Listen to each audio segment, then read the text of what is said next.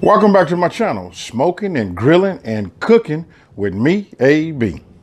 In today's video recipe, I'm going to show you how to make crispy chicken wings. And guess what? We're using an air fryer.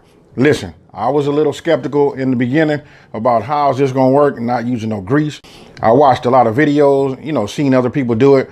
So I went out and purchased an air fryer. You know what? To just try it and do it myself. This is going to show you how I did it, but I got to tell you this. I don't want to call this really a spoiler alert because you can read the title. Listen, it does work. Let me go ahead and break into the rating system. On this one right here, I know these are low numbers. A guy has his own channel. His name is Meathead. He asked a hard question. He asked me, when am I going to make something, with a higher number, like maybe a 10 or a 9.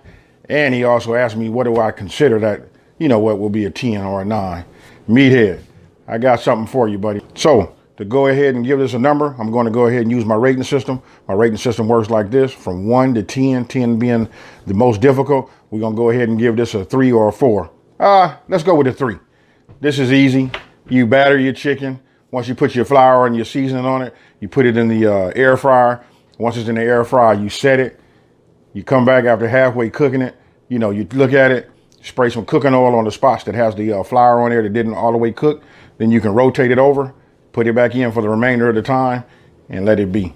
So in 20 minutes, you got crispy chicken wings. It's just like going out and buying it at a fast food restaurant. And when I say crispy, I mean crispy. So with no further ado, let's get it in.